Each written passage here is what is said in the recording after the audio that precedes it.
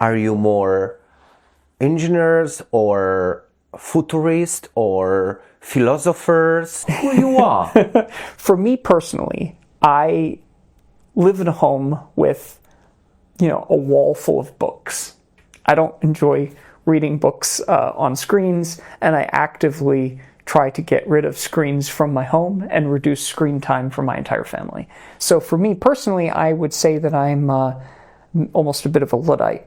I don't see what I don't want to use BCI for is I don't want to repeat all of the mistakes of the smartphone industry and the, let's say, software application and social media industry of the last 20 years.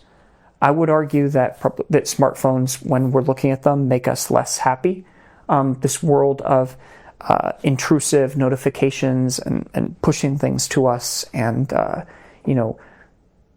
getting software where we think that we're the user, and we find out that we're actually the product.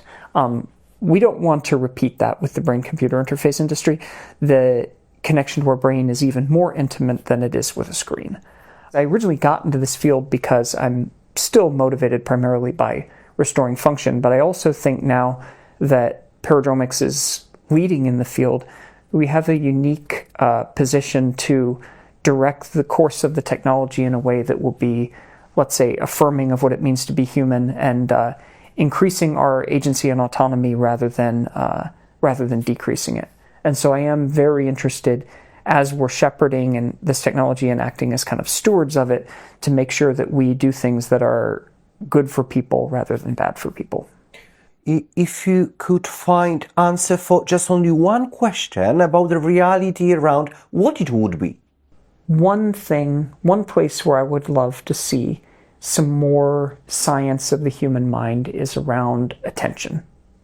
I'd love to see more science paid to how human beings attend to things. I think it would be great to be able to develop technologies that integrate more seamlessly with people in a way that's not cognitively burdensome. I'll just give you an example of, I actually love Teslas. They're very fun cars. I love electric cars. They have really fast acceleration. But there's one aspect of the design of Teslas that's now kind of infected every other modern car in a way that I don't appreciate, which is that they've replaced a lot of switches with big screens. Okay. And that doesn't really work very well with human attention because you have to split your visual attention between, watching the road, assuming you don't have a self-driving car, and then watching the screen and trying to interact with the screen with swiping.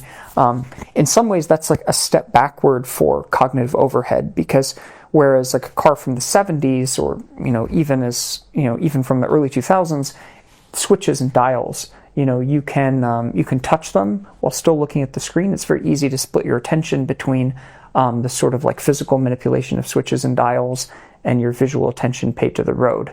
I'm sure you have an intuition for what that's like to reach for the radio and turn it up and turn it down.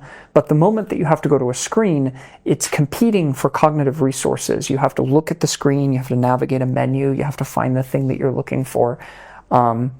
I think that was a step backward in car design. I'd love to see that rolled back. But as we're thinking about brain-computer interfaces, there are going to be a lot of other decisions that we make along the way that... I think that is the question about a human intuition.